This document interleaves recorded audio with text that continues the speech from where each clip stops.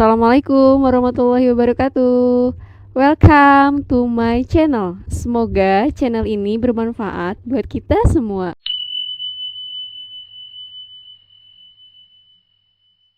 Kita bercerita tentang kisah Rasulullah bagian 86. Allah menjaga Muhammad kecil dari maksiat. Muhammad tiba di rumah pesta tapi tubuhnya tiba-tiba disergap keletihan. Muhammad duduk bersandar di dinding dan tertidur lelap sampai pagi. Ia tidak sempat melihat tontonan di pesta sedikit pun. Esoknya, Muhammad datang lagi ke Mekah dengan maksud yang sama. Kali ini ia tiba di tempat pesta. Telinganya mendengar musik indah yang turun dari langit, musik yang jauh lebih indah daripada semua musik di dunia ini. Musik itu membuai Muhammad dan ia pun kembali tertidur. Sejak itu, Muhammad tidak lagi berminat untuk melihat pertunjukan musik di pesta. Agar terhindar dari kenakalan yang sering dibuat para pemuda seusianya.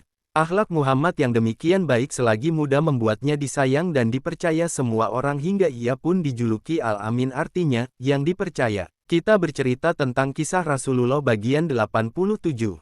Khadijah. Namanya Khadijah binti Khuwailid. Sosoknya cantik dan anggun. Setelah ayah dan ibunya meninggal, saudara-saudara Khadijah saling membagi harta kekayaan peninggalan orang tuanya.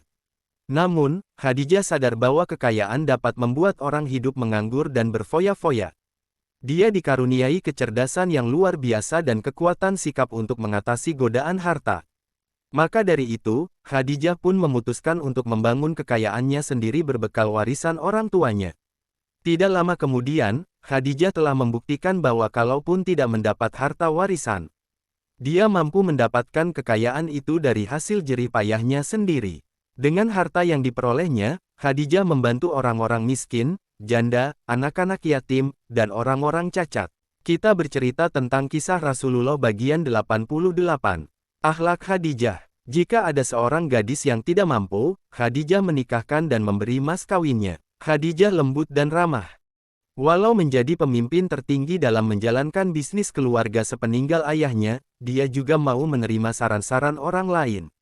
Khadijah tidak menyukai adanya jarak hubungan antara atasan dan bawahan. Dia menganggap bawahan sebagai rekan kerja yang pantas dihormati. Khadijah sendiri selalu tinggal di rumah. Karena itu, biasanya dia minta bantuan seorang agen, jika sebuah kafilah sedang dipersiapkan untuk pergi ke luar negeri. Orang yang dimintai bantuan itu bertanggung jawab membawa barang-barang dagangannya untuk dijual ke pasar-pasar asing. Kita bercerita tentang kisah Rasulullah bagian 89. Khadijah sangat teliti memilih seorang agen. Dia juga sangat lihai merencanakan waktu keberangkatan kafilah dan tempat tujuannya sebab barang akan terjual dengan cepat pada waktu dan tempat yang tepat. Begitu suksesnya Khadijah sebagai seorang saudagar, sampai-sampai jika sebuah kafilah Quraisy berangkat dari Mekah, bisa dipastikan lebih dari separuhnya adalah harta perdagangan milik Khadijah. Dia seperti mempunyai sentuhan emas. Diibaratkan jika dia menyentuh debu, debu ini akan berubah menjadi emas. Karena itu penduduk Mekah menjulukinya, Ratu Quraisy, atau Ratu Mekah. Kalau hanya kekayaan yang menjadi ukuran, tentu Allah tidak akan menjadikan Khadijah kelak sebagai istri seorang Rasul. Pasti ada sifat lain yang lebih utama yang membuatnya sepadan dengan Muhammad. Kita bercerita tentang kisah Rasulullah bagian 90. Sebuah kafilah dagang pada masa itu ibarat kampung bergerak. Hewan beban berjumlah 1000-2500 ekor dan diiringi 100-300 orang. Kafilah perlu organisasi yang baik, biaya besar, dan keberanian yang cukup. Jika ada perampok, seluruh anggota kafilah harus berani menyabung nyawa untuk mempertahankan harta yang dibawanya. Khadijah mempunyai seorang paman bernama Warakah bin Naufal. Warakah adalah sanak saudara Khadijah yang paling tua. Dia sangat mengutuk kebiasaan bangsa Arab jahiliyah yang menyembah berhala sehingga menyimpang jauh dari apa yang diajarkan Nabi Ibrahim dan Nabi Ismail.